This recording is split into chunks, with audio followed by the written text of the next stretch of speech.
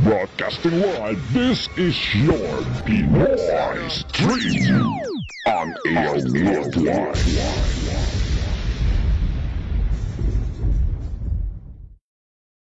Ang susunod na palatuntunan ay isang bayad na pagsasahimpapawid. Ang mga salita, opinyon, kuro-kuro at komentaryo na inyong maririnig ay mula sa tagapagsalita lamang at walang kinalaman ang pangasiwaan ng himpilang ito.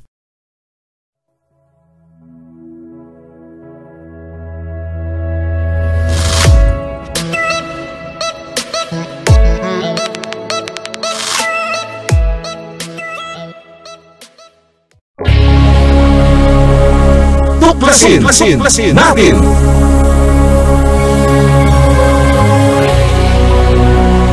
Ang palatuntunan sa radyo na tutuklas ng dapat malaman ng sambayanan. Maninindigan sa katotohanan. Tatalakayin at hihimayin ang mga kaalamang pangkalusugan, siyensya at teknolohiya, agrikultura, ekonomiya, maging mga usaping legal at isyung panlipunang dapat ibahagi, magsisilbing tulay ng mga karaniwang tao upang maiparating sa pamahalaan ang mga mungkahi, hinaing at pulso ng bayan, ipaglalaban ang karapatan ng mamamayang Pilipino, babatikusin ang mga salot sa lipunan, pupurihin ang mga gumagawa ng kabutihan at naninindigan sa katotohanan. Tuklasin natin! Tuklasin natin! Ang tuklasin natin ay handog sa inyo ni Cathy Cruz.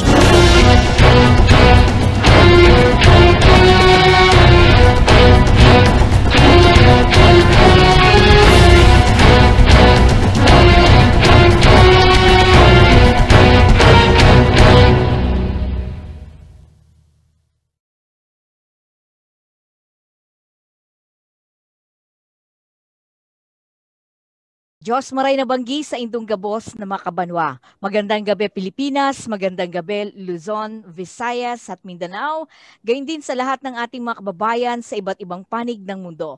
Welcome sa ating palatuntunang tuklasin natin. Ito po ang inyong lingkod, Cathy Cruz, na inyo po makakasama sa loob po ng isang oras. Sa lahat po ng mga tagapanood natin, anuman po ang inyong ginagawa, saan man kayo naroroon.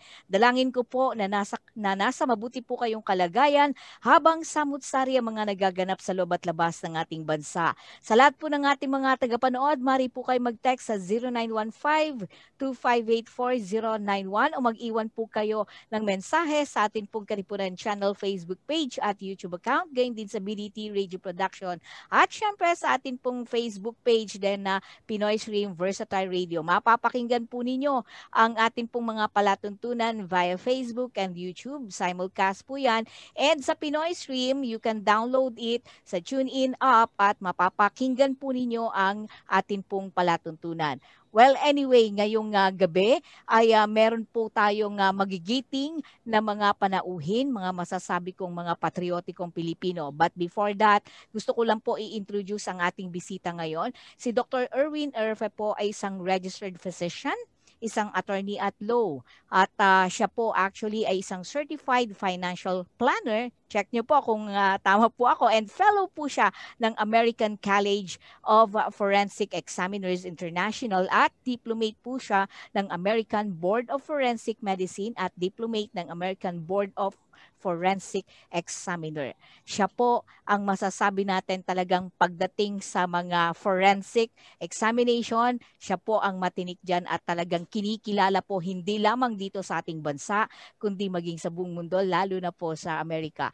Anyway, ang isa pa nating bisita, dahil sabay ko na po silang pagbabatiin mamaya, ay walang iba kundi ang akin din pong nirerespeto, walang iba kundi si Professor Butch Valdez. Kilala po siya bilang Butch Valdez, but his real name is Antonio Abad Santos Valdez, isang certified public accountant, public servant, isang author, publisher, and columnist of different books and articles po sa iba't ibang pong mga dyaryo. At gayon din isang radio anchor and founder of several movements. Alam niyo po, ito pong dalawang magigiting na bisita natin ngayon ay hindi lamang o higit pa dun sa sinasabi po nating anumang naabot ng kanilang propesyon.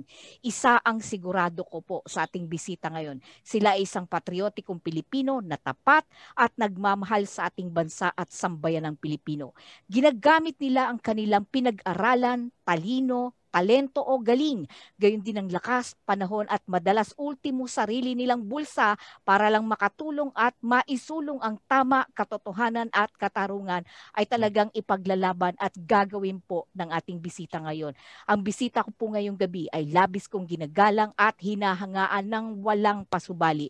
Without further much ado, sabay-sabay ko pong ipapakilala sa inyo si Dr. Erwin Erfe at Professor Antonio Abad Santos o Butch Valdez sa inyong lahat. Magandang gabi po sa inyong dalawa. Magandang gabi po, Ma'am Cathy. Napakaganda po ng inyong introduction. Mahal ko po kayong dalawa. Prof? Hindi ko nakilala yung in-introduce ninyo. Si Professor Butch Valdez lang yung nakilala ko. Prof, magandang gabi. Magandang gabi sa iyo, Dr. Erwin Erfe, at sa iyo din, Cathy. At salamat at nabigyan mo kami ng pagkakataon. At gusto ko na rin marinig ang ating magaling na forensic doctor na si Dr. Erwin Erfe hinggil dito. Alam mo naman, Cathy, tayo sa KDP, no? Yes. Matagal na natin pinaglalaban itong advocacy at itong naging problema nga ng bayan natin hinggil sa Dengraxia. At walang iba kundi ang magigiting na doktor ni Dr. Erwin Erfe at si Chief Fauci Persida Acosta ang vanguards nitong issue na ito. Correct. At nung nalaman ko magkakaroon ng vaccine ulit, no? Isa lang po ang nasa isip ko na gusto kong makausap at marinig si Dr. Erwin Erfe hinggil dito. At ito isang pagkakataon ko na marinig ang mga issues at kung paano natin haharapin itong parating na problema ulit. Oo nga po, tamang-tama po kayo. At siguro sisimulan ko doon sa talagang napakainit po na issue ngayon, yung pagtapyas po o actually parang tila pag-abolish na ito doon sa PAW Forensic Division po. Para po sa kaliwanagan lang ng ating mga kababayan, pwede po ba nating malaman mula sa inyo, Dr. Erwin, ano po ba yung pagkakaiba ng trabaho ng Forensic Laboratory ng Public Attorney's Office sa Philippine National Police at National Bureau of Investigation? Doctor? Maraming salamat po sa inyong tanong ng ating Professor Butch. Ang pagkakaiba po nito ay specialized forensic lab, ang forensic laboratory po. Kung ang PNP Crime Lab at NBI Medical Legal Division ay nagkikater doon sa general public, pag nagkaroon po ng krimen ay they answer immediately doon sa crime na yun, no? They investigate yung mga crimes reported. Kami po hindi ganon. Kami po ay we cater only to the public attorneys, no? And the cases that they handle.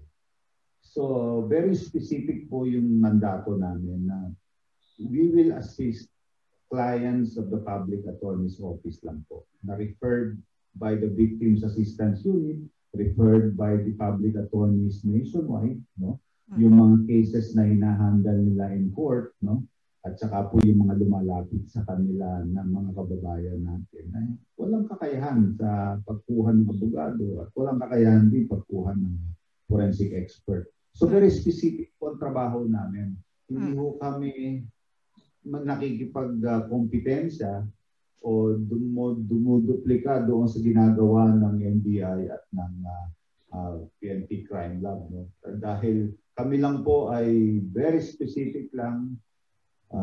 We assist only the cases handled by the Public Attorney's Office. Yun lang po. Saka kung siguro kung nakita po ninyo ng mga nakakaraang taon, tinatawag kami ng iba-ibang ahensya upang examinin uli ang mga labi o mga kaso na tingin nila ay may kakayanan ang PAW Forensic Lab na ito ay suriin. No? So, very specific cases lang po talagang hinahandle namin. Dito sa kaso ng Dengvaxia po ay ito ay may utos ng Department of Justice sa PAO na i-handle po itong kaso na ito. Kaya po kami napasok dito sa Dengvaxia. Doon sa ibang mga kaso po previously, like for example, si MV Princess of the Stars po, lumubog ito, no? Nag-identify po dito ang NBI, no? Kami naman po ay pumasok dito dahil inutusan kami ng Regional Trial Court of Cebu, no? To exhume and identify yung mga hindi na ma-identify ng NBI. And we were able to identify some of them, no? Through anthropological methods. No? Kaya po yung talagang trabaho namin yung talaga ay very specific lang at hindi kailanman nakikipagkompetensya po sa PNP Crime Lab at saka NBI Medical Legal Division. Oo. At saka isa po ang maliwanag dito, talagang nakatutok po talaga kayo dun sa mga mahihirap nating mga kababayan na wala po talaga silang kakayahan na magbayad. Alam niyo yun, wala po talagang kakayahan pagdating po sa pera dahil sa sitwasyon po ng kanilang buhay. Tama po ba ako, Dr. Erwin? Totoo po yun. Talagang napakahirap po ng mga kliyente natin sa PAO. Talagang kadalasan nga po ay binibigyan pa namin ng pamasahe para makauwi.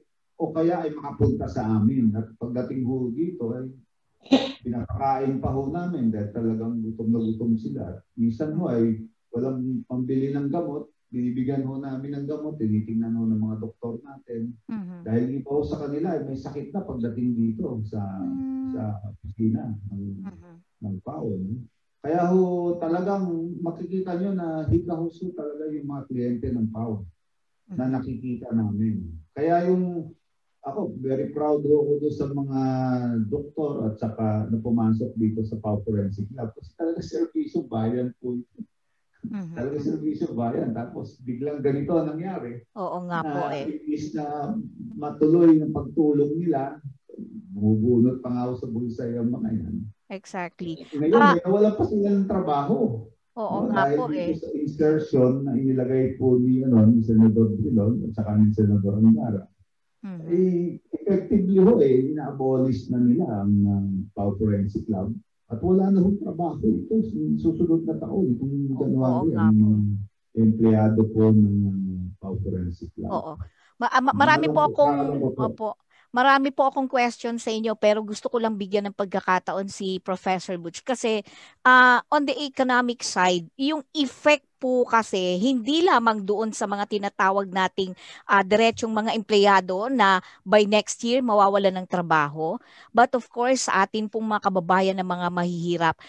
Professor Butch, kayo po ay napakapagdating po sa political masasabi kong mahusay din kayo pagdating sa pag-analisa. Ano po ang nakikita niyo dito sa ginawang move ng dalawang senador na ito, Professor?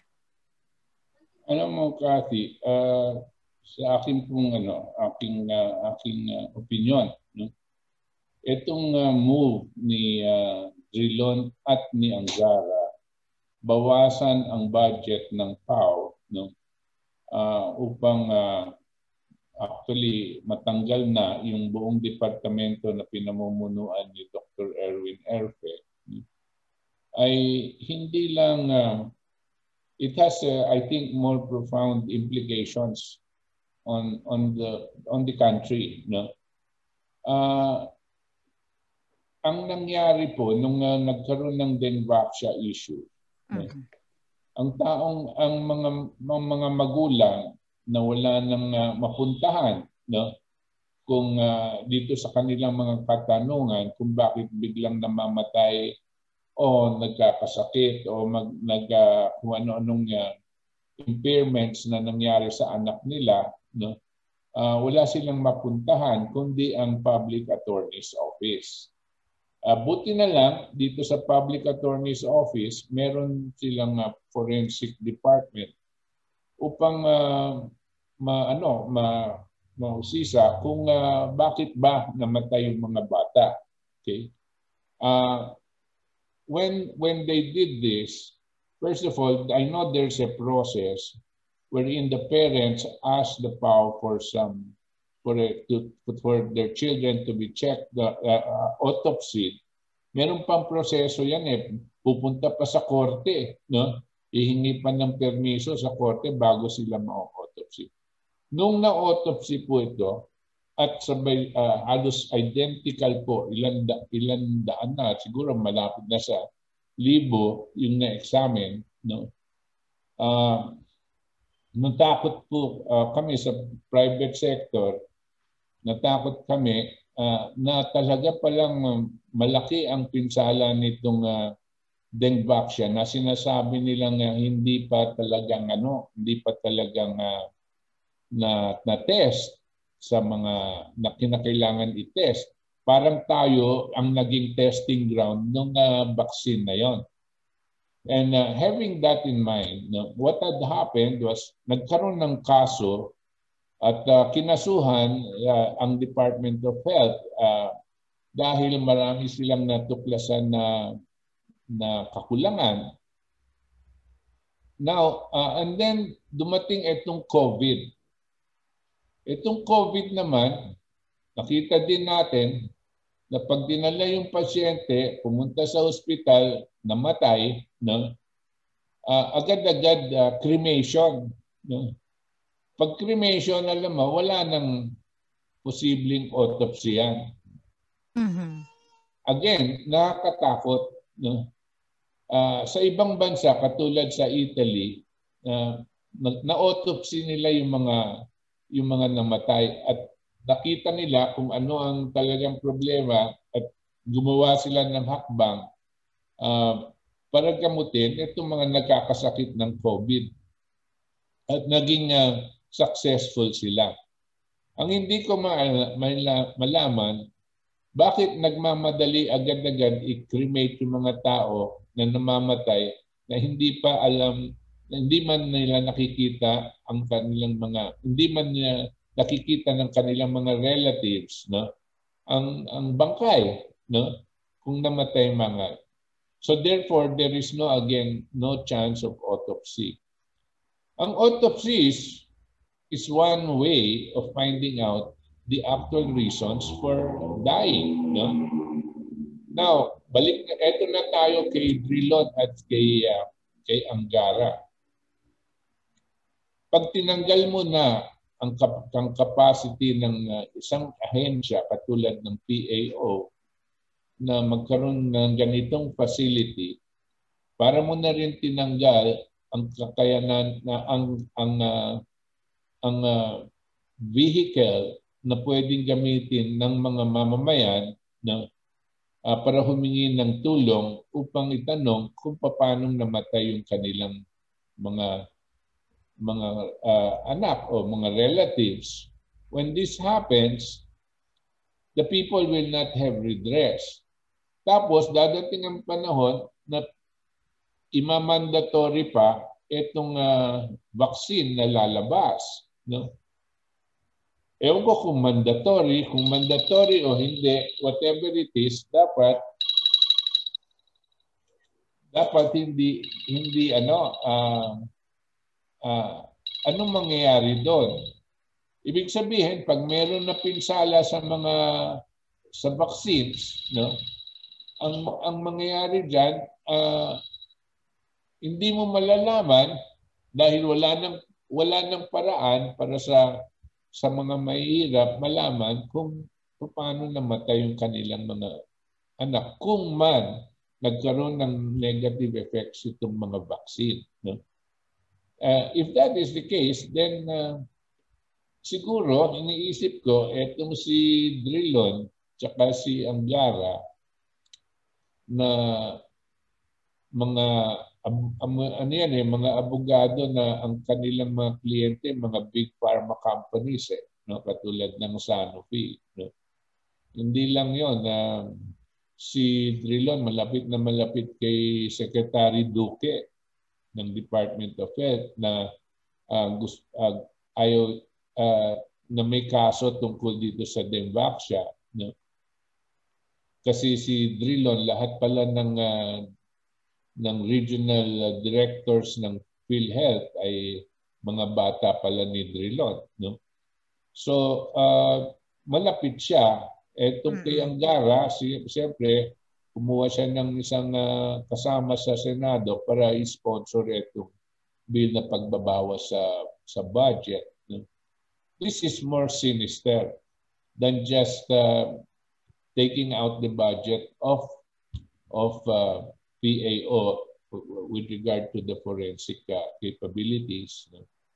And wala nang mapupuntahan ng taong bayan. Dahil alam natin, pag pumunta sila sa Department of Health, wala pong tutulong sa kanila doon.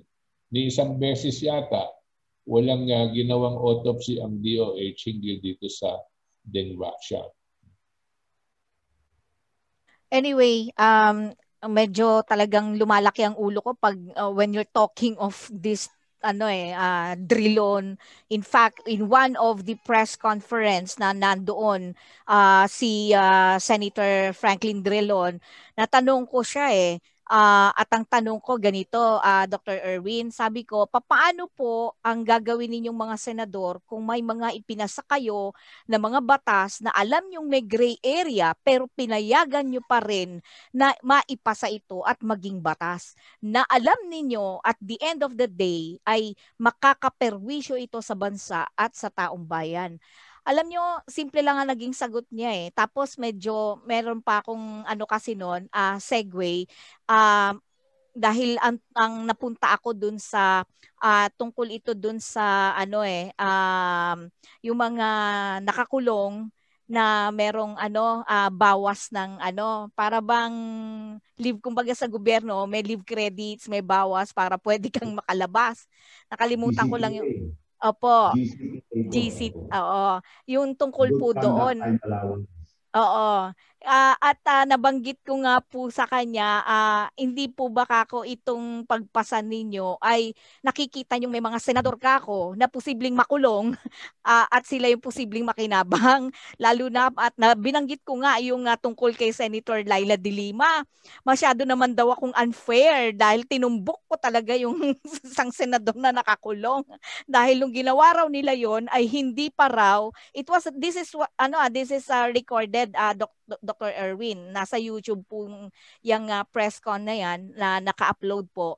And syempre, alam nyo naman, during the press con, hindi lahat yan ilalabas ng mga kapwa nating media, lalo na sa mainstream. But yung mga ibang mga vloggers, inilabas yung mga ganong videos. But at any rate, Dr. Erwin, sa totoo lang po, dahil sa ginawang hakbang ito ng dalawang senador, naglikha ito ng tinatawag nating takot doon sa mga katulad ninyo na yung security of tenure, kasi kayo ay appointed by the civil service, 'di ba? Commission, 'di ba? CSC, Dr. Erwin. But correct me if I'm wrong, Apo, may nag-create po ang presidente through the DBM, Department of Budget and Management, ng 8 plantilla positions, no? Okay. At ito po ay na-fill up, yung 7 po doon ay na-fill-upan, no? So they are permanent employees na po ng Public Attorney's Office and therefore ng civil service, no? Yes. So they are permanent civil servants, no? Exactly. Ang ginawa po nitong insertion na ito na ginawa ni Senador Drilon at saka ni Senador Angara is practically to dismiss these employees from service. Exactly. Dahil hindi na po bibigyan ng sweldo. At the same time, abolishing the PAO Forensic Laboratory created by the President through the DBM. Pero po itong budget nando sa National Expenditure Program ng Presidente. Na mayroong budget itong PAO Forensic Laboratory para sa sweldo at saka beneficio ng mga empleyado na ito na permanent employees. Correct.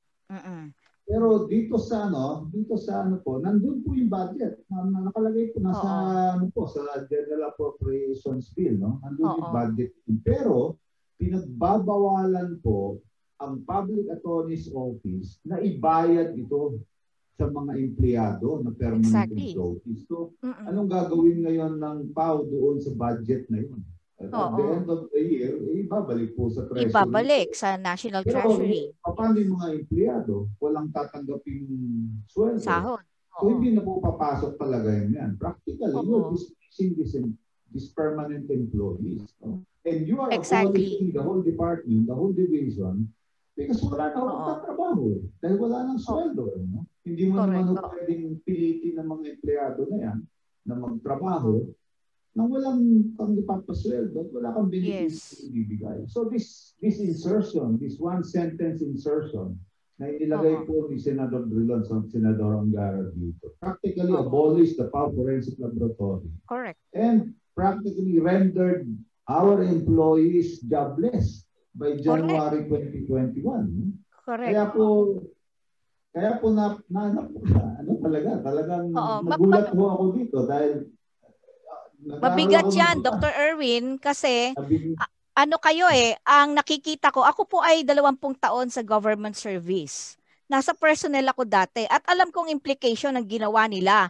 Para bang it's one way of saying sa other government agencies na lalaban sa mga senador at magrereklamo at paninindigan ng taong bayan, ang stand ng taong bayan, parang sinabi nyo, ito ang kumbaga president kayo. Kayo yung ehemplo na kapag nilabanan nyo kaming mga senador at mga kongresista, ganito ang mangyayari sa inyo. That's how I read it, Dr. Erwin. You're a lawyer. Alam nyo kung anong sinasabi ko. President po ito. President setting ito na baka gayahin nga ho ito ng ibang senador. Exactly. Kaya nakakatakot po ito para sa ibang mga opisyal sa gobyerno, mga empleyado sa gobyerno na pag hindi kayo nagustuhan ng inyong mga sinasabi, pag-iinitan ka, ang ginagawa ninyo, tatanggalin namin kayo. We will not give you budget, we will not give you salaries. Pwede pala ho yun. Oo nga. Nagawa nila ngayon ito. No? Kaya talagang may chilling effect po talaga. May chilling effect. Hindi lang po sa inyo. At tila hindi ito naiintindihan ng 2 senador natin. Kasi para bang ang binabangga mo rito, the Civil Service Commission, ang dami mong binabangga rito. At ito ay naglilikha ka ng takot. Kaya kanina during the National Press Club forum, natanong ko sa inyo kasi sino ba ang pwedeng magpataw ng parusa sa mga katulad nilang mga mambabatas na ang iniisip ay hindi kapakanan ng taong bayan at kumbaga ay tila sila ay sa halip na panindigan nila ang katotohanan at panindigan nila ang kapakanan ng taong bayan, tila taliwas. And I remember Professor Butch that ang sitwasyon natin ngayon, hindi ito yung tamang sabi na natin this is an emergency situation. Knowing we have the COVID-19 pandemic and among others. And I understand that the KDP is also pushing for the Article 12 to implement. Can you further explain, Professor Butch? Kasi mukhang eto na rin ang ginagawa dito sa kanila, sa PAW Prof. Kanya nga That's why I went into that medyo lengthy background there for us, the way we look at it today. No? This is not a single issue that is being done. No? This is not just against Dr. Erwin Erfe or against Persida Acosta. This is not just against those employees of the PAO. No? This is against the people. No? This is an affront by these legislators who obviously have a reason for doing this to the people. This is against the Filipino people, and it is a national security issue what they're doing. No? Kasi andyan na tayo, meron tayong mawawalan ng trabaho. But to me, of course, we lament that, no? But if you look at the process, the way they're doing it, no, it is part of a bigger plan. No? The plan is to deny our people to redress or deny our people the mechanism for them to find out, no, what is happening to their health issues. No? Yeah. Hindi basta-basta. Alam mo, for example, yung Dengvaxia, I don't know how long it took for them to come out with the Dengvaxia. Supposedly 2 years, 3 years, I don't know, 4 years. Finally, they come up with the dengue vaccine. But it was not fully tested. Etong bibigay na vaccine sa atin, no? Buwan lang to no? Tapos ititirik na naman nila sa ating mga mamamayan. You know what? If it's not mandatory, they're saying 60-70% of our population. That's 60 million people. Yes. Natuturukan mo. Ngayon, pag may nangyari sa kanila, saan pupunta yung mga tao? Where can they go to complain? Yes. And the government is, I understand, already signing an agreement that they will not be liable. The pharmaceutical company will not be liable, and neither will the government. Saan pupunta ngayon ng tao? Correct. Ang malaman ko ano nangyari. Kanya etong ginawa ni Drilon at Angara, bagamat palagay ko sila ang point men dyan, no? This is a bigger plan, no? There is a more sinister plan going on, no? Dr. Irvin. And to the detriment of the Filipino people. Agree, Prof. Opo. That's the way. Yes, Doctor, please. Tama kayo dyan, Professor Boots. Kung meron nga pong mangyari, ay saan pupunta ang taong bayan? Hindi naman ho mag-iimbestiga ang DOH. Nakita naman po natin dito sa nangyari dito sa Dengvaxia.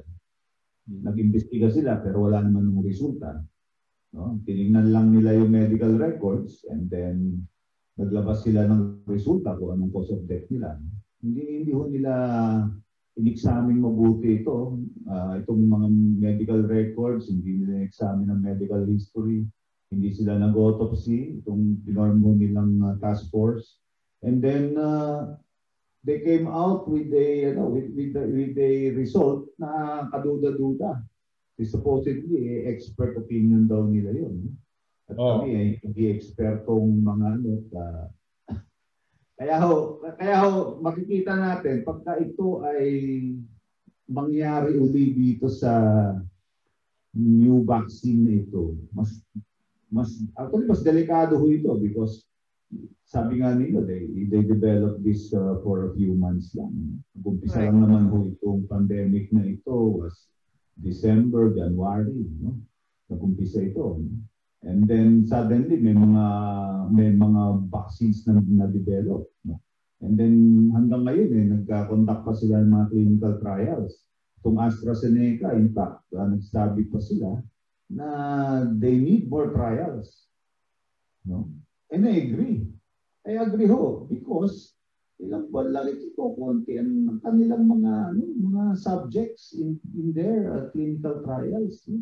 Samantalang ng ibang mga bakuna pinag-aralan nila, nag-trial sila din for 5 years, 10 years, no? Ito buwan lang po ito So nakakatakot ito. Nakakatakot po itong bakuna nito na ituturok sa taong bayan. Okay lang kung ang gagawin nila ay hindi ito mandatory at hahayaan lang na kung sino may gusto, no? Pero kailangan mo merong disclosure dito. Ibig sabihin nila kung anong side effects, anong pwedeng maging epekto nito sa mga tao tuturukan. At dapat ho merong tinatawag na risk management na program dito. Anong gagawin nila pagka nagkaroon ng mga severe adverse effects or serious adverse reaction sa mga kababayan natin? Balita ko ho, ayaw mag-conduct ng DOH ng monitoring dito. Nakausap ko yung isang doktor na isa sa mga nakasama dito na sabi niya, parang ayaw daw mag-conduct ng monitoring dito. Ay mandatory po yun. Yung phase 4 na tinatawag natin, na once you release the vaccine or any medication in the market, you are required by our procedure na 5 taon mo monitor yan. Yan yung post-marketing surveillance na tinatawag. Na dapat nga ginagawa nila dito para sa dengue vaccine. Nung binigay nila ng 2016 yan, they should have been monitoring itong mga na-injectionan nila up to 2021. Pero alam naman ninyo, as you know, hindi naman sila nagpo-monitor eh.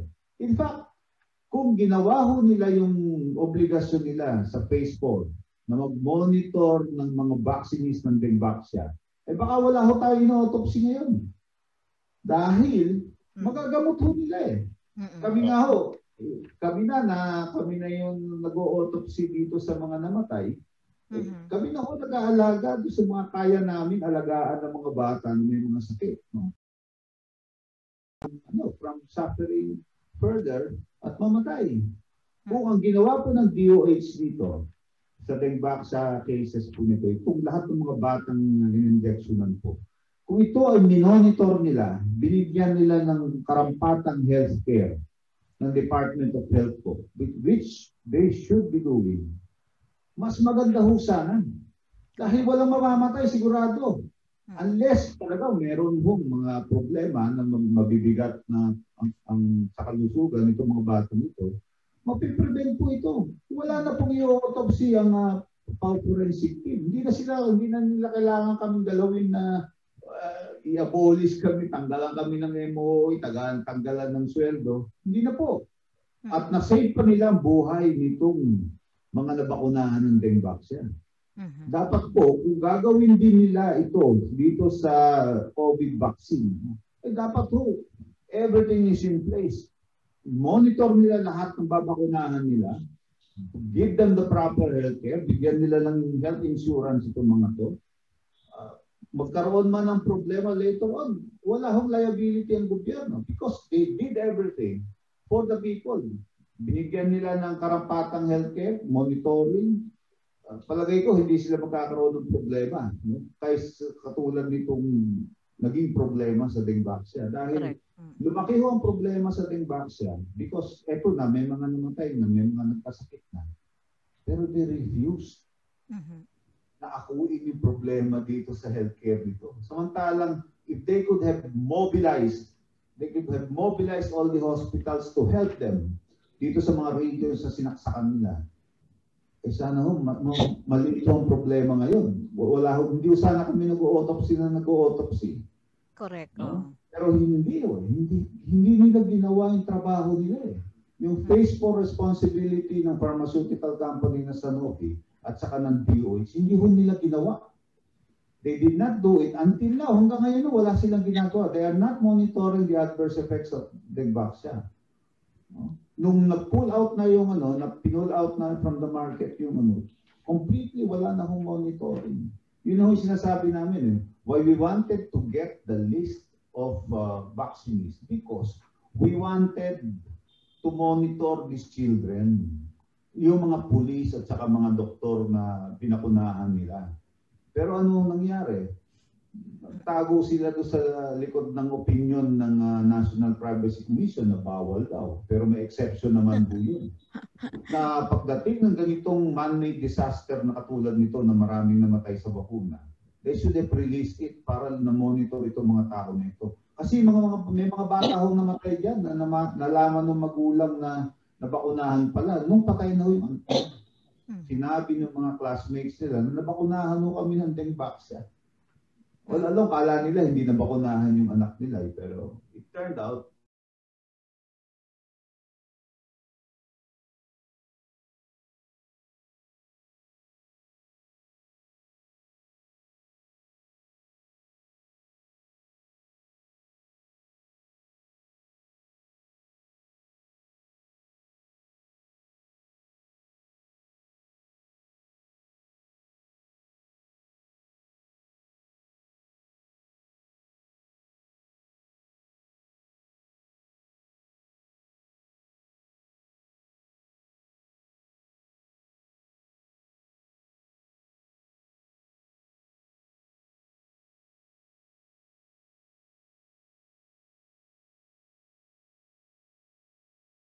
yung binanggit po ni Professor Butch kanina na yung wider and longer implication nitong Correct.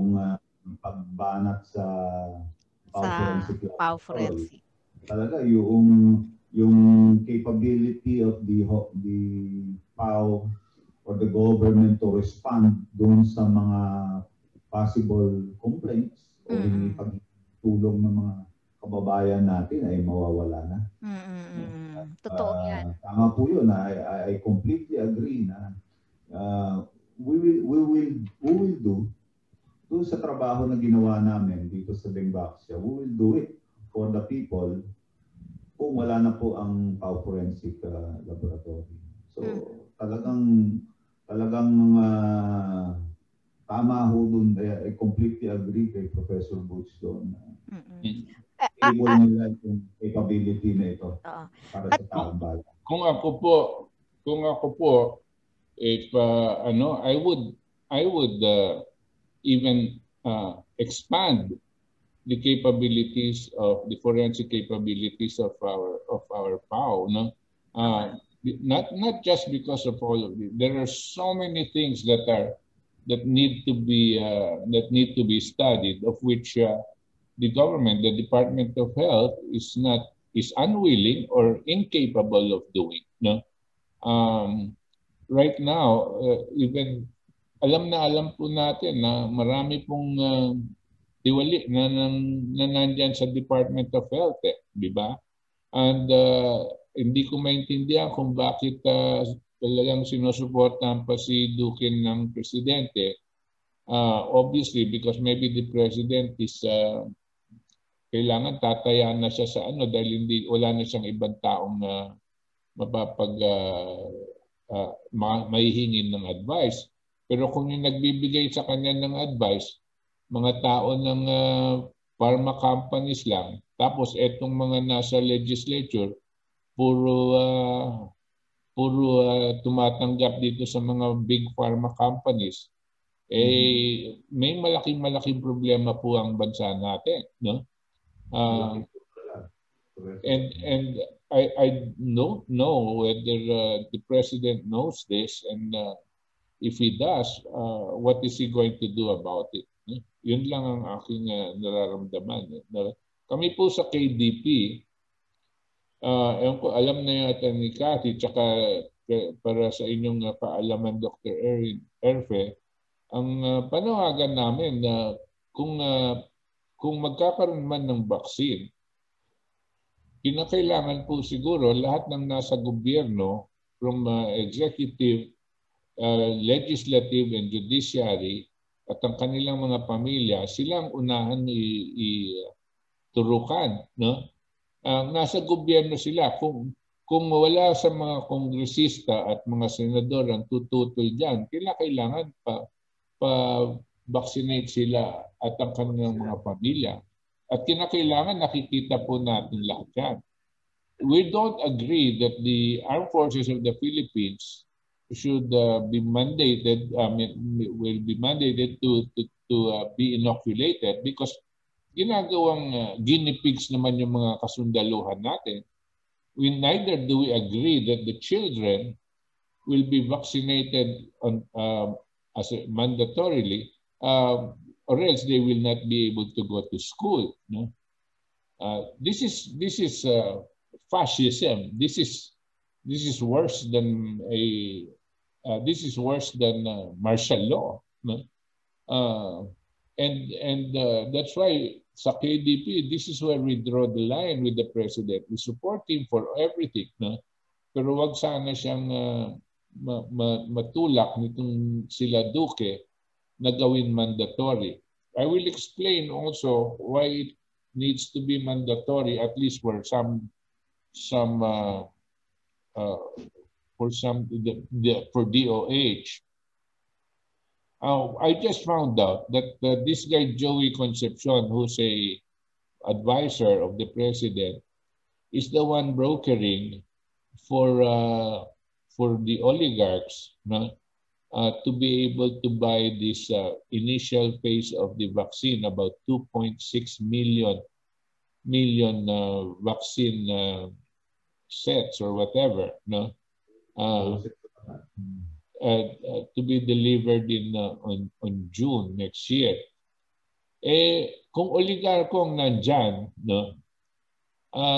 Siyempre, pera ang aatupagin yan. Magkanong kikitain nila.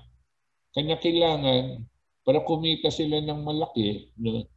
Ihingi nila sa presidente na gawin mandatory ang pag-i-eleksyon. Kasi pag hindi mandatory, I would think that maybe 80%, 90% of our people will not want it mandatory. They want to choose whether they're going to have it or not. No? At pag ganyan ang nangyari, hindi sila kikita. No? Pero itong kinakailangan, that's why it has to be mandatory. Pero sino mananagot sa mga side effects nito? No? Dapat papanugitin natin yung mga taong nagpopondo niyan, no? Yung mga taong nagbibigay ng ganitong klaseng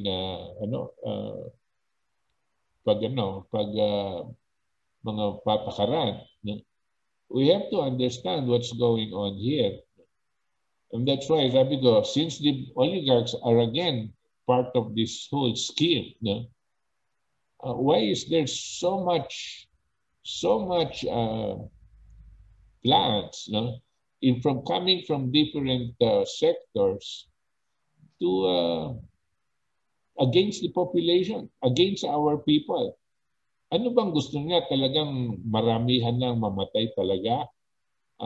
Is this a genocide or depopulation scheme? Parang ganyan lumalabas di ba? So, naiintindihan ko yung gusto nilang gawin. They want the economy to get going, to open up the economy, yung ganyan nilang plano to normalize daw yung ating society. No? And ang naisipan nilang gamitin ay ito pong bakuna na ito. Na napakarami ng problema. In fact, kung titingnan ninyo yung solusyon dito, sa ibang bansa nga, nakita nilang solusyon, yung gamot. Kasi ilang ba gagamutin mo? Ilang porsyento lang ng population ang gagamutin mo? Maliit lang ang gastos doon. No? Maliit lang ipopondo ng gobyerno. Pero dito sa bakuna, na which you can vaccinate 100%, 90% or 80%, malaki ang pagpopondo dito. Siyempre, malaki rin ang kita So palagay ko, ito yung reason kung bakit ito mas gusto nilang solusyon. Yung bakuna. No? Dr. Erwin, pwede nyo magtanong. Ang sinabi sa atin, ang mortality rate natin dito sa COVID, ito yung COVID plus those that have died with comorbidity, di ba? Yung mga dati ng mes. Ang total na lumalabas sa atin is about less than 2% ang mortality rate natin. Opo, less than 2%. Okay. Ang sinasabi din sa statistika, hindi lang dito, but also around the world, is that on the average, if you were to average out the number of people, yung recovery rate of those that have been infected by COVID, it's something like 98%. For those senior citizens, 65 years old and above, it's 95%. For the 1-year-old to 20 years old, it's 99.99% na recovery. If it is so high, if the recovery rate is so high, why is it that we are going to have ourselves vaccinated by a vaccine whose effectivity is only 95%? Yun nga ho ang pagtatakahan mo dyan. Kahit babalik ako dito sa Dengvaxia, ang efficacy lang po nito ay around 60, more than 60%. 60? Wow. More than 60% lang po ang efficacy nitong Dengvaxia nito. Yung adverse effects, yung rate ng adverse effects ay 62%.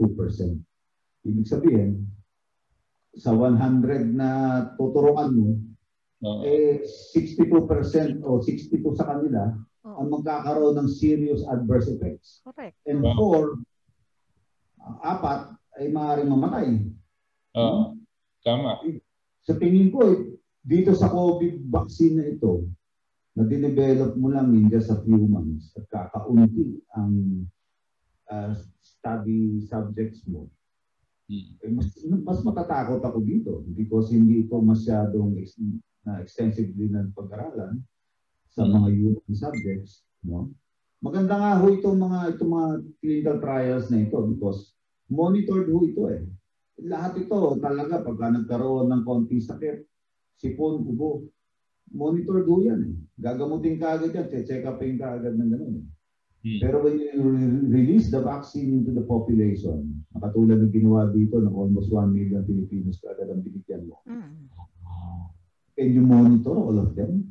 May problema yan. Nakakatakot po yun eh. Nakakatakot yun na, lalo na ito, if they plan to vaccinate how many millions?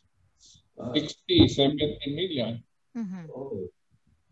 Mas nakakatakot po yun. Baka ma-overwhelm ang natin, ang healthcare system natin dito. And they might not be able to handle the situation. Itong Dengvaxia nga lang ho, 1 million, almost 1 million. Hindi na ho ma-handle eh. Kung makikita ho ninyo kung yung mga ospital na lalo na PCMC, ang mga dito ho, isang ospital lang, isa-site ko sa inyo. The months after ho na nagbakuna sila. 4,000 yung mga na ospital doon, na mga vaccines over several months. Isang ospital lang ho yun. No? Nagkaroon kami ng data doon eh. Kumuha kami ng data doon eh. Dahil may mga kasama tayo doon na nagmo-monitor itong vaccine nito. Napakarami yun. 4,000, imagine mo in just one hospital. Lalo na ho siguro, mas malalaking hospital pa. Napakarami, baka hindi ho nila kayanin. Kaya nga ho dito, sabi ko, kailangan mag-ingat ho dito ang gobyerno eh. Hindi lang ho ito simple as opening up the society, the economy, no? Hindi ho ganun kasi inject millions of people na ganito, kahit ito adverse effects, doon sa clinical trial. Ibang usapan ho yun. When you release that into the population, meron ka hong hindi nakita in the clinical trial that will definitely appear in the population once in-inject mo ho yan to millions of people. No? Kaya nga ho, they should be ready. The Department of Health should be ready to handle this situation. Dahil sa Dengvaxia, handle it. They completely ignored yung mga nag-suffer from serious adverse effects. Sa study ni Dr. Kapibing, it was 62%. Doon sa subjects na tinurukan nila ng Dengvaxia, 62% of them suffered from serious adverse effects. Dito kaya. Oo. At yan nga, yan nga Dr. Erwin yung laging binabanggit po. Yan ang mga grupo ng mga pro-vaccine lagi po nilang sinasabi na kayo raw, and even during the Senate hearing, naalala ko po na talagang sinabihan kayo si Pau Chief na nagdudulot daw kayo ng pananakot sa tao, kaya raw po ayaw na magpabakuna ng mga taong bayan, lalo na ng mga magulang. Yun ang kinagagalit nila. Kaya yun ang ginagawa nilang gateway. Kaya raw po sila nagagalit. Hindi ko kaya laban sa bakuna. Yung anak ko, kumpleto sa bakuna yan. Ako, kumpleto ako sa bakuna. Ang kalaban lang ho natin dito yung mga unsafe vaccine, no? Katulad ng Dengvaxia na nag-cause na ng mga deaths nito mga nabakunahan. No? Kaya naman ho tayo nag-warning lang dito sa COVID vaccine because nakita ho natin na this was developed over several months lang. And the subjects in the clinical trials are limited. No? Hindi tayo against per se dito sa COVID vaccine. What we want is a safe and effective vaccine. No? Mataas ang effectivity, efficacy nito mataas, at saka safe ito sa taong bayan. Ngayon, kung meron mga adverse effects ito, i-disclose natin sa taong bayan. No? Kailangan mo alam ng mga tao kung anong posibleng adverse effects nito na nakita nila sa clinical trial. And tell them, ito ang posible ninyo maramdaman o magkaroon ng adverse effects na ito. Kasi doon, meron na silang consent na ina-assume nila yung risk noong vaccine. Dapat hindi yung itatago mo kung anong adverse effects pa. Yung 4 serious adverse effects na dinisclose ng Sanofi sa FDA, hindi nila inilabas sa DOH. Hindi nila inilabas ng DOH ng FDA. No? In fact, doon sa presentation pa nga nila ng Dengvaxia, pinatanggal nila yung adverse effects ng Dengvaxia.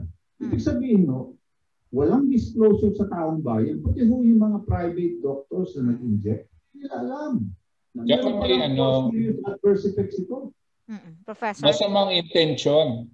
Masamang intention. If you hide something like that, no, it's obviously a bad intention.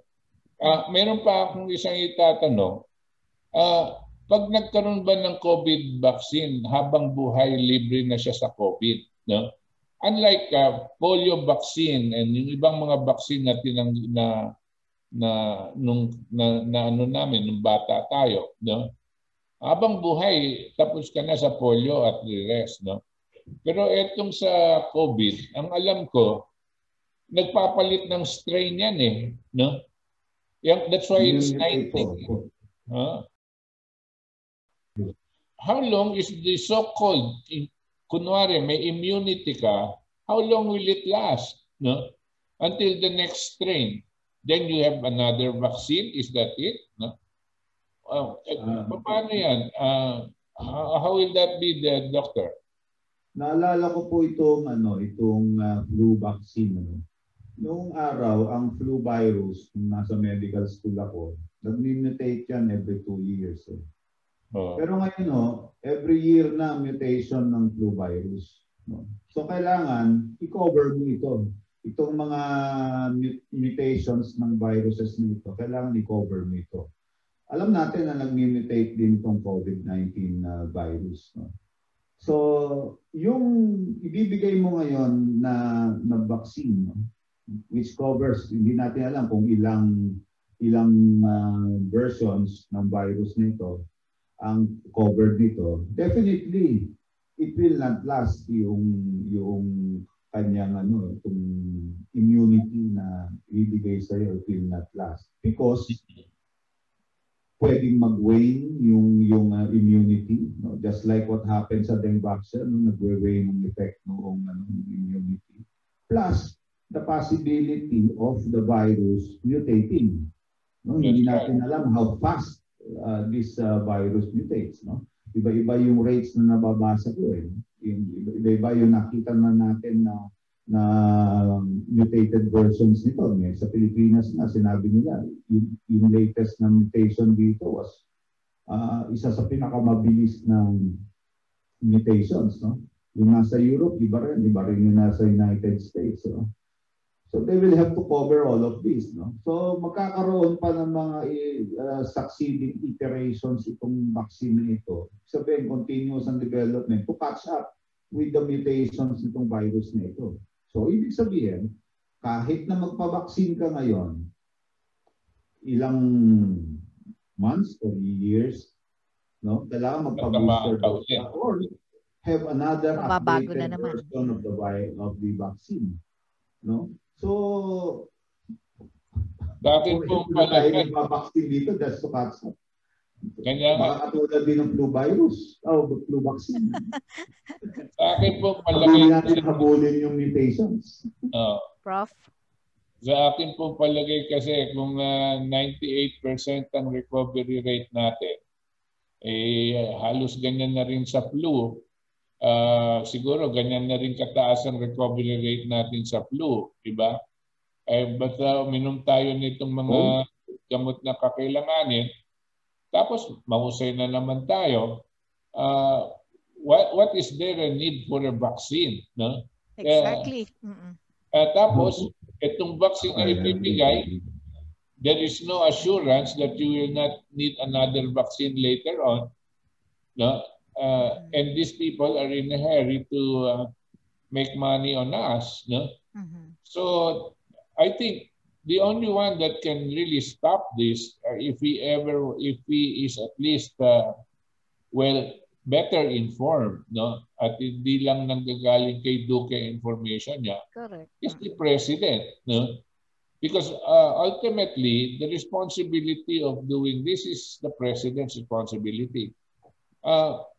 Although sabi natin, iba-ibang mortality rate sa buong mundo, pero hindi po lumalabas sa 3%, maski na sa Amerika. No?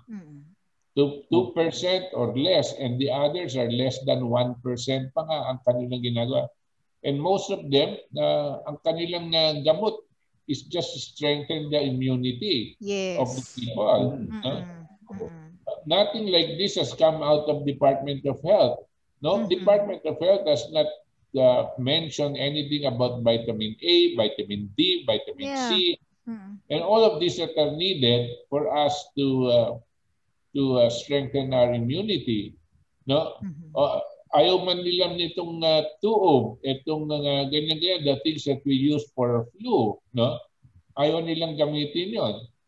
Ay nako, to top it all, you put the PhilHealth scandals in who have connived with the different hospitals, no, so that they can make money on COVID deaths. No, nobody is going to investigate all of this. No, nobody is going to put people in jail for all of these things. No, and yet they made people. They could have killed people just so that they can collect the COVID, the insurance from PhilHealth at from hospital.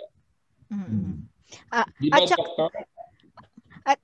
Professor, naalala ko yung dahil binanggit mo yan, yung isa sa mga in-interview ko, Prof, na si Dr. Homer Lim, siya po yung Vice President ng Medical Director din po siya ng Geriatrics, at siya po ay isang medical doctor na ang specialization po niya, yung sa Geriatrics nga po, na kumbaga sabi po niya, importante lang na palakasin yung immune system, may vitamin D, at na kung ang katumbas lang po niyan, simpleng-simple, magpa-araw, 'di ba? At sinasabi nga po niya, merong isang enzyme na kung saan sa sibuyas daw, hilaw na sibuyas matatagpuan.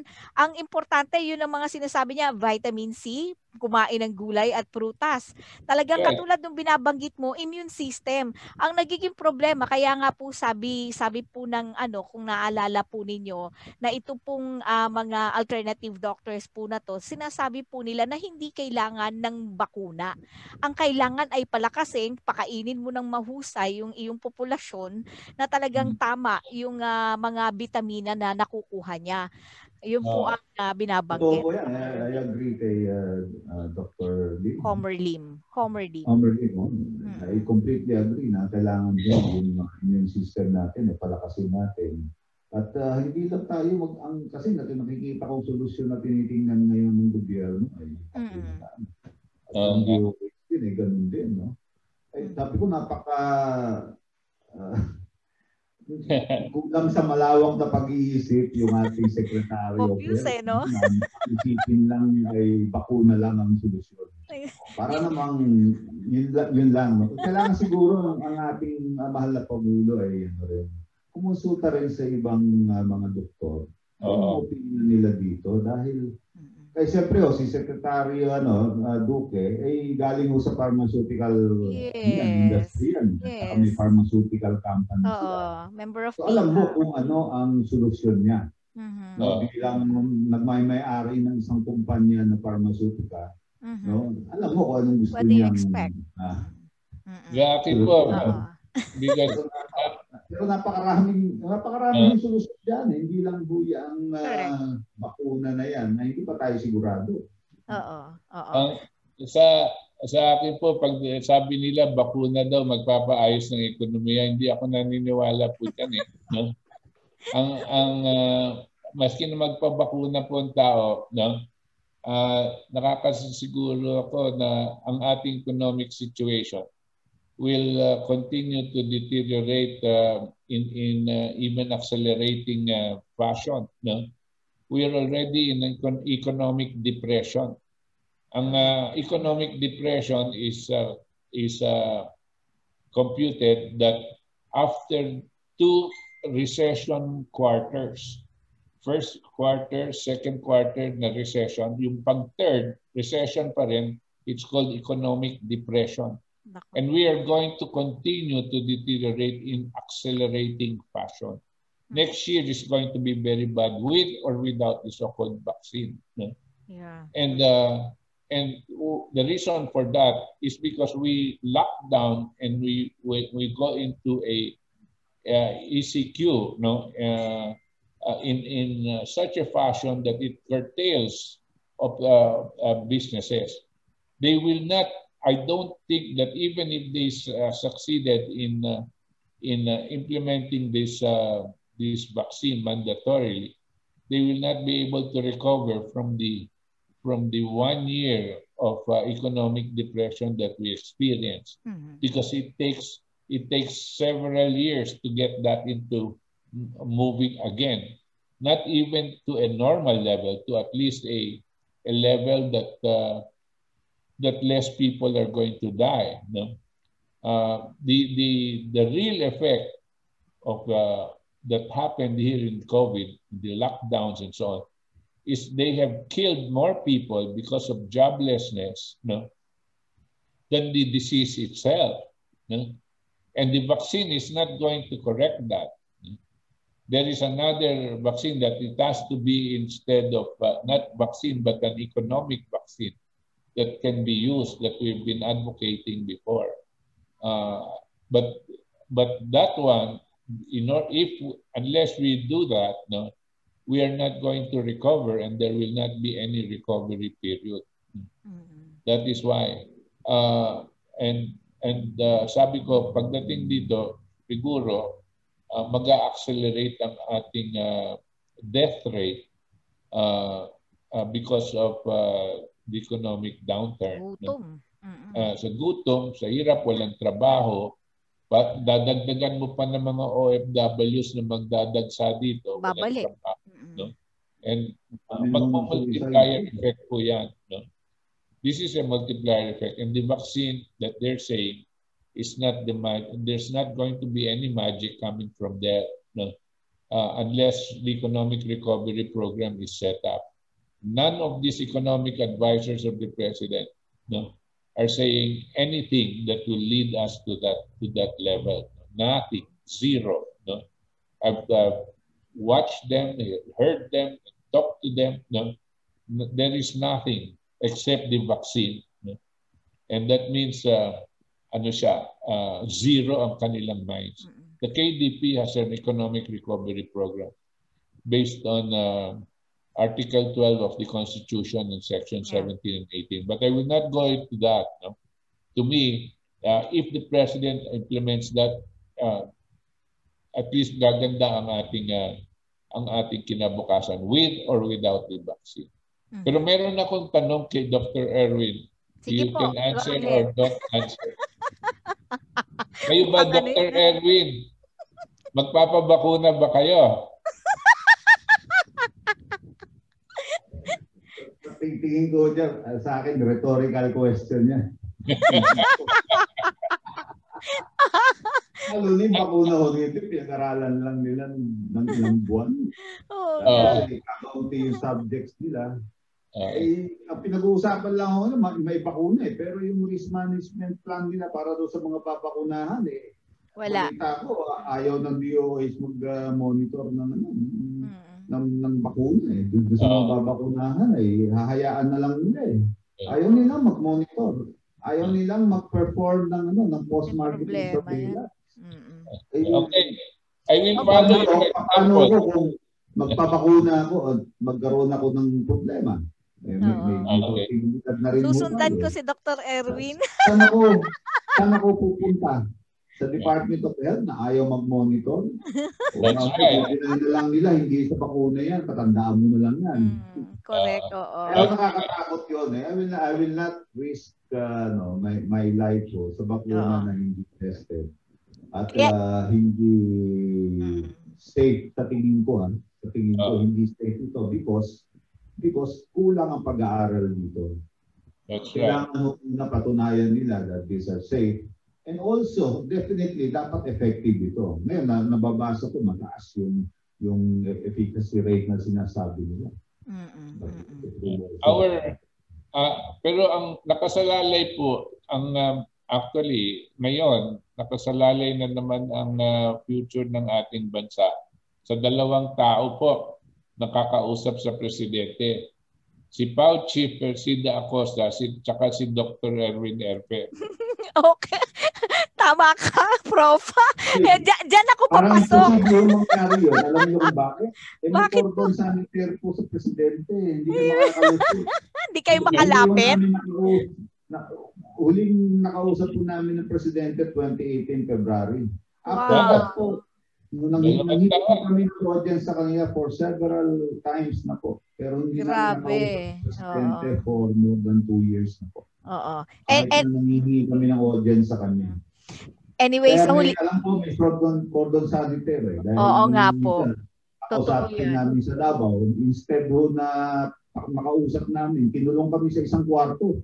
Talaga? Opo, hindi kami pinalabas doon. Hanggang pinalabas ang presidente, nakalayo. Kaya alam ko, may cordon sanitaire talaga sa presidente. Nako, patay tayo dyan. Kaya ho yung sinabi ni Professor Boots na kakausapin namin na wishful thinking ho yun. Mahirap kong makalapit sa presidente.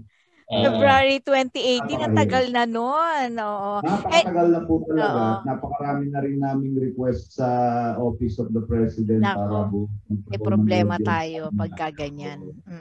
Anyway, sa huling bahagi po ng ating palatuntunan, nakatanggap po sa kabila po nung ginawa po ng ating ilang mga senador na either pinagtawanan kayo at talagang tinapyas ang inyong pondo at halos i-abolish na talaga ang PAO Forensic Laboratory, ay nakatanggap po ang Public Attorney's Office, lalo na po kayong dalawa, si Dr. Persida, si Attorney Persida Acosta at kayo rin po Dr. Erwin Erpe, ng talagang suporta hindi lamang sa mga kapwa ninyong kasamahan, kundi maging sa taong bayan. At I understand, kabilang po ang Save the Nation Movement at ang Katipunan ng Demokratikong Pilipino na noon pa man ay talagang kasama kayo doon sa kanilang panawagan sa ating Pangulo, di ba, Professor?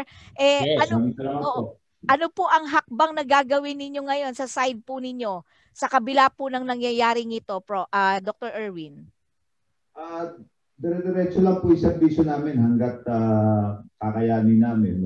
Itong mga trabaho na ginagawa po natin, tutuloy po natin yan. Pagdating po ng January na matuloy man ito na walang dito, ang presidente dito, tuloy lang po ang trabaho namin at we will try to challenge this in court. Tingin mo namin this is patently illegal and unconstitutional itong ginawa po ng dalawang senador na ito. So we want this to be declared unconstitutional itong provision ito na sinaksak po ni Senador Bigla sa Senador Andara. Kaya po tutuloy po namin ang laban dito kasi marami maapektuhan talaga. Lalo na po yung mga cases na pending na in court ngayon. Yes. That needs to be attended to ng forensic laboratory kasi hindi lang naman kami sa field na pupunta. But we go to court and testify on our findings. Kung hindi po kami makaka-testify doon, paano mapuprove nitong mga biktima yung mga kaso nila? Mananalo po sila. Correct. Kung mag-succeed dito si Senador Drilon at si Senador Angara, mananalo sila sa korte because they completely eliminated the PAO forensic team. Correct. Dahil sa ginawa nilang insertion na ito. Pero hindi ho namin papayagan yun. Lalaban ho kami hanggang kaya namin lumaban dito sa ginawa nilang pang-aapi, panggigipit sa Public Attorney's Office at sa Forensic Laboratory dito. And eventually, ito pong panggigipit nila ito, panggigipit po doon sa mga biktima na tinutulungan po ng Public Attorney's Office. Kung sa mga mahihirap na walang kakayanan. Itong mga dambuhala na ito na kumpanya, no? At itong mga abogado nila, kasama po itong mga politiko na ito, ay talagang ginigipit po itong mga mahihirap at saka mga... Pero kami ho, matagal na po ako tumutulong, 16 years na po ako. Consultant pa rin ako hanggang ngayon, hindi ako empleyado, pero tutulong po ako, wala akong problema sa akin, magtutuloy-tuloy po ang aking serbisyo dito sa Public Attorney's Office po. Hanggat kailangan po ako ng PAO at ng taong bayan. Nako, salamat. At any statement of support from Katipunan ng Demokratikong Pilipino headed by Professor Butch? Yes, kami po sa KDP ay solidly behind the PAO Chief and Dr. Erwin Erfe in their heroic efforts, no? To try and do real service to our people. No? We will be behind them all the way. No? And if ever we are needed, no? We will be around for both the Presida Acosta and Dr. Erwin Erfe. No? Sana po, because we consider these issues as national security issues, starting from this cutting down of the budget of the PAO, no, all the way to the COVID-19 mandatory vaccinations. We hope that the President will finally listen to the PAO Chief and Dr. Erwin Erfe. If not, then we may be facing a bleak future for our people. Mensahe po, last na, Dr. Erwin, sa taong bayan at sa ating Pangulong Rodrigo Duterte. Dr. Erwin. Sa taong bayan po, sa mahal na Pangulo, sana po ay magkaroon kami ng pagkakataon na maipahayag sa inyo kung yung paghingi namin ng tulong, may sulat po kami sa inyo na ipinadala. Nilagay po namin lahat ng mga rason, no? Para po magtuloy-tuloy ang PAO Forensic Laboratory. Alam po namin na pinapalakas ninyo ang PAO Forensic Laboratory. Bigay kayo ng 19.5 million noong nakaraang taon. Unfortunately, this was diverted to the NBI. No? So hindi po nakinabang ang mahihirap dyan ang taong bayan. No? Ngayon naman po ay tinatanggal po yung budget na binigay niya para sa sweldo ng ating mga empleyado. Sana po ay makita ninyo ito at kung maaari ay nandito ninyo. Sa taong bayan naman po, maraming salamat po sa suporta ninyo. No? Makakaasa po kayo na hanggat kaya ho namin ay paglalaban namin ito itong Forensic Laboratory na para sa mga mahihirap. At ibibigay po namin ang buong pusong serbisyo sa inyo hanggat kaya po namin. Thank you so much, Dr. Erwin Erfe. Mensahe sa publiko, Professor, last message na po. Standby lang po kayo, Dr. Erwin, para sa ating huling Professor Butch, last message po sa publiko at sa Pangulong Duterte bago po tayo magtapos. Like I said kanina, nakasalalay ang ating kinabukasan dito kay Dr. Persida Acosta at kay Dr. Erwin Erfe at sana makinig ang ating Pangulo sa kanila. Kung talagang gusto niyang isalba ang mga buhay ng mamamayang Pilipino, no?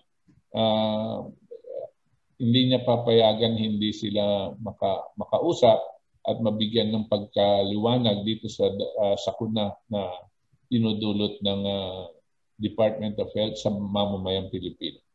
Okay, at maraming salamat po. Isang karangalan na kayo po ay kasama ng palatuntunan ito ng tuklasin natin. At syempre, sa lahat po ng ating mga tagapanood, inyo pong napanood ang atin pong madalawang magigiting at patriotikong Pilipino, si Dr. Erwin Erfe at Professor Butch Valdez. Hanggang sa ating pong pagbabalik, pakinggan po muna ninyo ang ating pong mga tagapagtaguyod sa palatuntunan ito. Please stay tuned. Thank you. Sa programang tuklasin natin is huwag tayong mawala ng pag-asa. Okay? At saka, lagi tayong gumawa ng kabutihan. Yun po. Kasi yung collective consciousness, pag lahat tayo nag-iisip ng kabutihan at nag-iisip ng kagandahan, magmumultiply yan eh. Magmamanifest yan sa physical na mundo. Kaya nga meron tayong kasabihan na as within, so without, as above, so below. Kaya yung power ng prayer, mahalaga yan para sa atin lahat. Yung mga gustong tumutok, yung aking social media accounts na Nick Nangit, Musician Spirit Quester page, o kaya Nick Nangit NCNLO. At lagi nilang panoorin yung mga vlogs ko sa YouTube, Nixtradamus channel. Maraming salamat, Miss Cathy. Kayo'y nakikinig sa Tuklasin Natin. Okay, tayo po ay muling nagbabalik dito pa rin sa ating palatuntunang Tuklasin Natin. Ito po ang inyong lingkod, Cathy Cruz, na inyo pong nakakasama sa loob po ng 1 oras. Napanood po ninyo sina Dr. Erwin P. Erfe at Professor Butch Valdez. Tunay ngang hindi biro ang manindigan sa tama at katotohanan sapagkat madalas sa paningin ng ilan ikaw ay kontrabida dahil balakid ka sa kanilang mga ambisyon at personal na interes. Magkagayunman, mapalad tayo dahil may isang katulad ng Public Attorney's Office na kahit gipitin ay nananatiling lumalaban para sa mahihirap na naghahanap ng katarungan o ng katipunan ng demokratikong Pilipino na kahit hindi nagwagi sa nakaraang halalan ay nanatili at patuloy na itinutulak ang mga programa upang maisalba ang ating bansa at sambayan ng Pilipino mula sa kahirapan laban sa mga oligarko, kaaway ng Estado o mga traidor na sumisira ng ating buhay at kinabukasan, dayuhan man o kapwa Pilipino. Dasal natin na umiral ang mabuting puso at kaliwanagan ng kaisipan ng ating Pangulo hinggil sa usaping bakuna ng Dengvaxia at COVID-19. Hindi lamang sa bakuna na minadali at may masamang intensyon sa populasyon ng sangkatauhan, kundi mahalagang tignan din natin ang aspetong ekonomiya na siyang tunay na bubuhay sa sambayan ng Pilipino.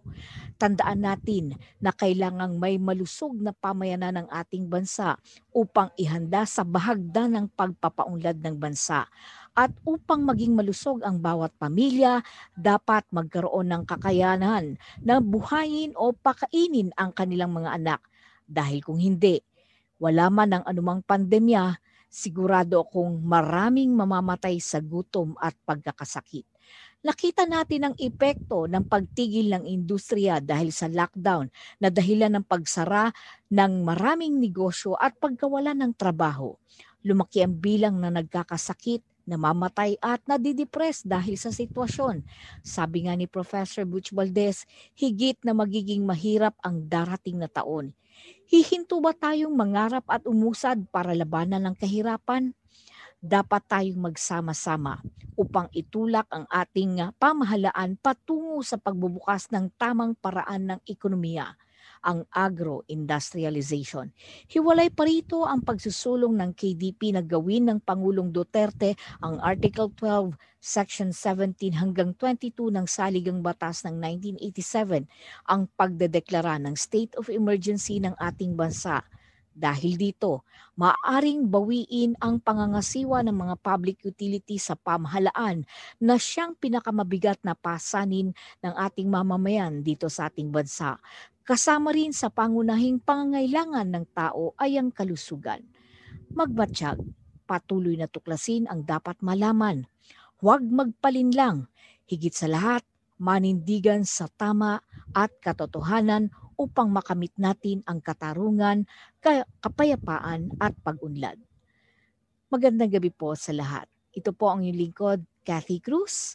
At sana po sa lahat ng mga masugid nating tagapakinig ay patuloy po kayong tumunghay. Sundan niyo po ang ating pong YouTube account at Facebook pages. Siyempre ang ating Katipunan Channel family. Yan po si Professor Butch Valdez at siyempre ang ating mga nakaagapay na walang iba kundi sina Ver Archivido at Roxanne Suba sa ating Pinoy Stream Versatile Radio family. Siyempre kay Levi Tigzon at sa ating kakampi online kay Fe Nicodemus. At maraming salamat sa lahat ng mga masugid na sumusubaybay sa atin pong kay Levi Mercado at kay Nanay Rosalina, kay Tita Joey Prudencio, at sa lahat ng mga kaibigan natin mula sa Quezon City Local Government, dyan pa rin sa Department of Agrarian Reform, syempre yung ating mga magsasaka sa National Confederation of Irrigators Association at sa ating mga Women Engineers Network. At ito po ay inihahandog po, ang tuklasin po natin ay inihahandog para po sa inyo to. Kaya tulungan niyo po ako na ibahagi ito sa inyong mga kaibigan, sa inyong mga kakilala, sa lahat po na kaya pong abutin upang lubos nilang maintindihan ang kasalukuyang nangyayari sa atin, sa ating bansa. Hindi lamang po sa ating bansa, kundi maging sa iba yung dagat. Again, maraming salamat po sa lahat at ito po ang inyong lingkod muli na nagpapaalam po sa inyo. Kailangan na po nating magpaalam pero lagi po tayong magdasal at hipuin nawa ang ating mga leader ng ating bansa at hipuin nawa yung ating mga nasa lehislatura at hudikatura upang tignan naman nila ang interes ng sambayan ng Pilipino. Again, magandang gabi po sa lahat.